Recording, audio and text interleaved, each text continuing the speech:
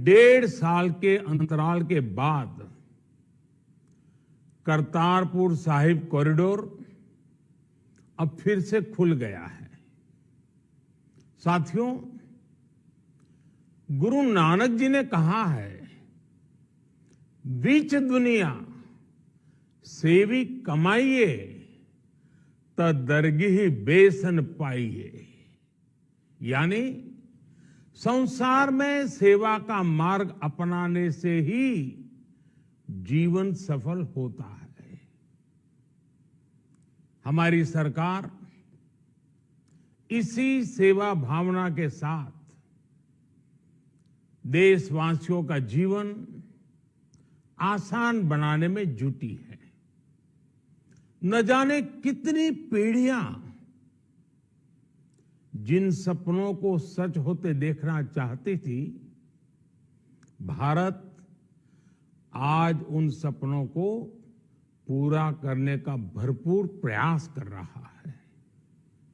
साथियों, अपने 5 दशक के सार्वजनिक जीवन में मैंने किसानों की परेशानियों को, उनकी चुनौतियों को बहुत करीब से देखा है, महसूस किया है। इसलिए जब देश ने मुझे 2014 में प्रधानमंत्री के रूप में सेवा का अवसर दिया, तो हमने कृषि विकास, किसान कल्याण को सर्वोच्च प्राथमिकता दी।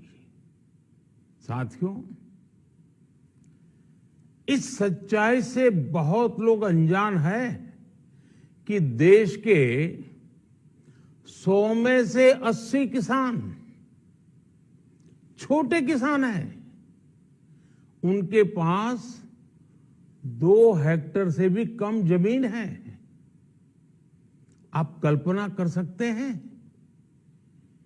इन छोटे किसानों की संख्या 10 करोड़ से भी ज्यादा है। उनकी पूरी जिंदगी का आधार यही छोटी सी जमीन का टुकड़ा है। यही उनकी जिंदगी होती है। और इस छोटी सी जमीन के सहारे ही वो अपना और अपने परिवार का गुजारा करते हैं। पीढ़ी दर पीढ़ी परिवारों में होने वाला बंटवारा इस जमीन को और छोटा कर रहा है। इसलिए देश के छोटे किसानों की चुनौतियों को दूर करने के लिए हमने बीज, बीमा, बाजार और बचत, इन सभी पर चौतरफा काम किया। सरकार ने अच्छी क्वालिटी के बीज के साथ ही किसानों को neem coated urea, soil health card, micro irrigation जैसी सुविधाओं से भी जोड़ा।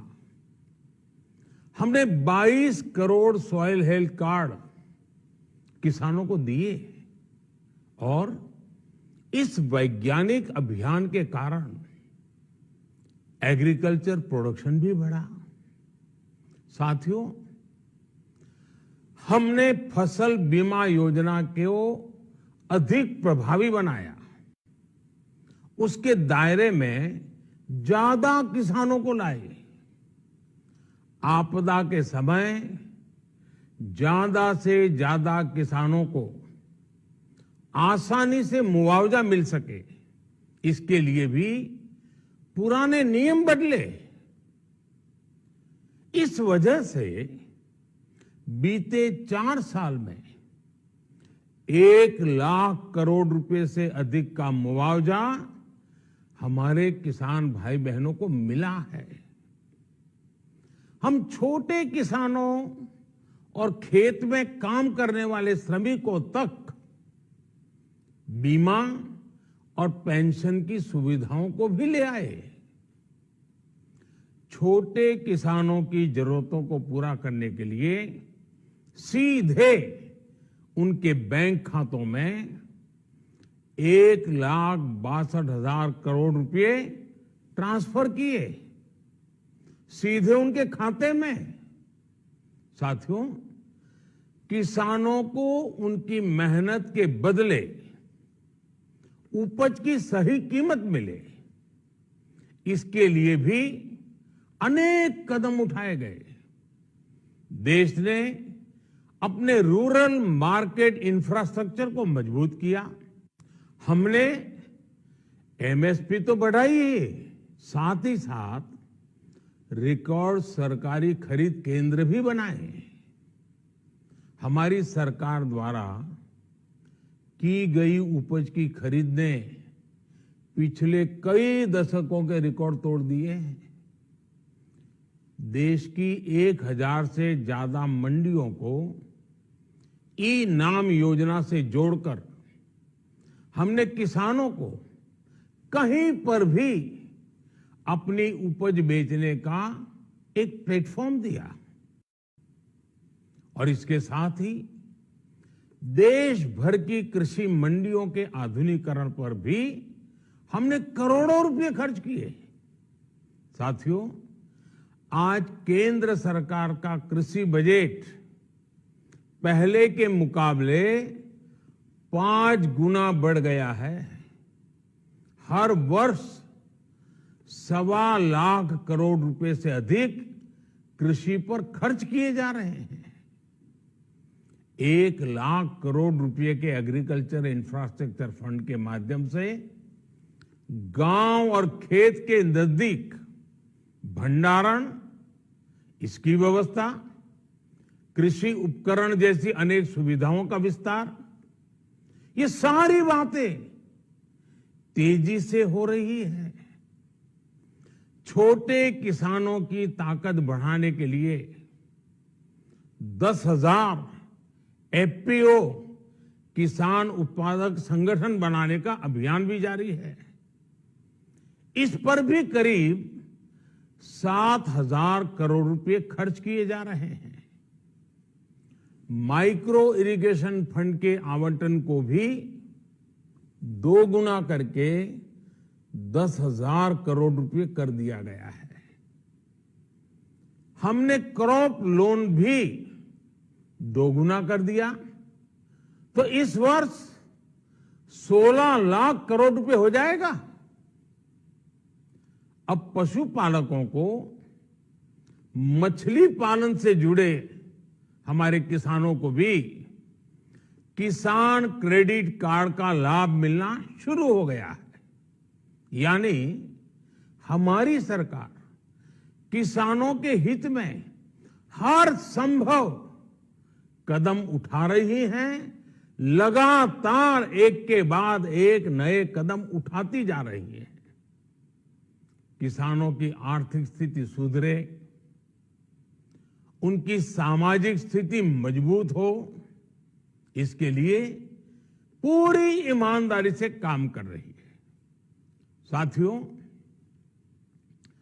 किसानों की स्थिति को सुधारने की इसी महाअभियान में देश में 3 कृषि कानून लाए गए थे।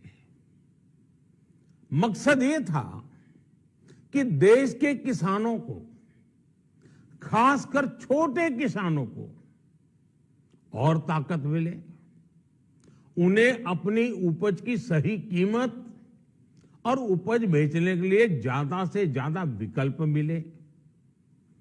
बरसों से ये मांग देश के किसान, देश के कृषि विशेषज्ञ, देश के कृषि अर्थशास्त्री, देश के किसान संगठन लगातार कर रहे थे। पहले भी कई सरकारों ने इस पर मंथन भी किया था। इस बार भी संसद में चर्चा हुई, मंथन हुआ और ये कानून लाए गए। देश के कोने कोने में कोटि कोटि किसानों ने अनेक किसान संगठनों ने इसका स्वागत किया, समर्थन किया। मैं आज उन सभी का बहुत बहुत आभारी हूं, धन्यवाद करना चाहता हूं। साथियों, हमारी सरकार किसानों के कल्याण के लिए, खासकर छोटे किसानों के कल्याण के लिए, देश के कृषि जगत के हित में, देश के हित में, गांव गरीब के उज्जवल भविष्य के लिए पूरी सत्यनिष्ठा से, किसानों के प्रति पूर्ण समर्पण भाव से, नेक नियत से ये कानून लेकर आई थी। लेकिन इतनी पवित्र बात, पूर्ण रूप से शुद्ध किसानों के हित की बात, हम अपने प्रयासों के बावजूद कुछ किसानों को समझा नहीं पाए। भले ही किसानों का एक वर्ग ही विरोध कर रहा था, लेकिन फिर भी ये हमारे लिए महत्वपूर्ण था। कृषि अर्थशास्त्रियों ने, वैज्ञानिकों ने, प्रगतिशील किसानों ने भी उन्हें कृषि कानूनों के महत्व को समझाने का भरपूर प्रयास भी किया। हम पूरी विनम्रता से, खुले मन से उन्हें समझाते रहे। अनेक माध्यमों से व्यक्तिगत और सामूहिक बातचीत भी लगातार होती रही। हमने किसानों की बातों को, उनके तर्क को समझने में भी कोई कोर कसर बाकी नहीं छोड़ी। कानून के जिन प्रावधानों पर उन्हें ऐतराज था, सरकार उन्हें बदलने के लिए भी तैयार हो गई। 2 साल तक हमने इन कानूनों को सस्पेंड करने का भी प्रस्ताव दिया। इसी दौरान ये विषय माननीय सर्वोच्च न्यायालय के पास भी चला गया।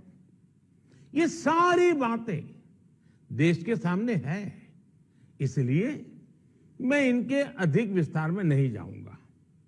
साथियों, मैं आज देशवासियों से क्षमा मांगते हुए सच्चे मन से और पवित्र हृदय से कहना चाहता हूं कि शायद हमारी तपस्या में ही कोई कमी रही होगी, जिसके कारण दिए के प्रकाश जैसा सत्य कुछ किसान भाइयों को हम समझा नहीं पाए। आज गुरु नानक देव जी का पवित्र प्रकाश पर्व है।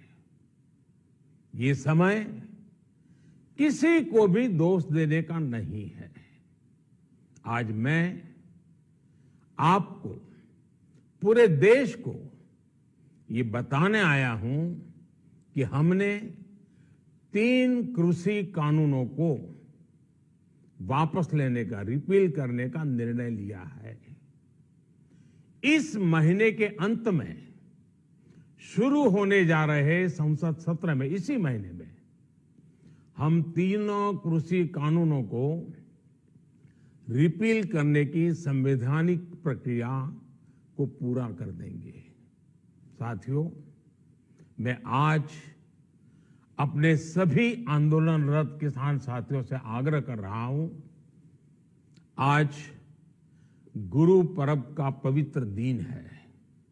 अब आप अपने अपने घर लौटे, अपने खेत में लौटे, अपने परिवार के बीच लौटे। आइए एक नई शुरुआत करते हैं, नए सिरे से आगे बढ़ते हैं। साथियों, आज ही सरकार ने कृषि क्षेत्र से जुड़ा एक और अहम फैसला लिया है। जीरो बजट खेती यानी प्राकृतिक खेती को बढ़ावा देने के लिए, देश की बदलती आवश्यकताओं को ध्यान में रखकर क्रॉप पैटर्न को वैज्ञानिक तरीके से बदलने के लिए एमएसपी को और अधिक प्रभावी और पारदर्शी बनाने के लिए ऐसे सभी विषयों पर भविष्य को ध्यान में रखते हुए निर्णय लेने के लिए एक कमेटी का गठन किया जाएगा। इस कमेटी में केंद्र सरकार, राज्य सरकारों के प्रतिनिधि होंगे, किसान होंगे, कृषि वैज्ञानिक होंगे, कृषि अर्थशास्त्री होंगे। साथियों, हमारी सरकार किसानों के हित में काम करती रही है और आगे भी करती रहेगी। मैं गुरु गोविंद सिंह जी की भावना में अपनी बात समाप्त करूंगा। देहि शिवा वर मोहे इहे, शुभ कर्मन ते कबहू न टरो। हे देवी, मुझे ये वर दीजिए कि मैं शुभ कर्म करने से कभी पीछे ना हटूं। जो किया किसानों के लिए किया, जो कर रहा हूं देश के लिए कर रहा हूं। आप सभी के आशीर्वाद से मैंने मेहनत में पहले भी कोई कमी नहीं की थी। आज मैं आपको विश्वास दिलाता हूं कि अब और ज्यादा मेहनत करूंगा ताकि आपके सपने साकार हो सके, देश के सपने साकार हो सके। आपका बहुत बहुत धन्यवाद। नमस्कार।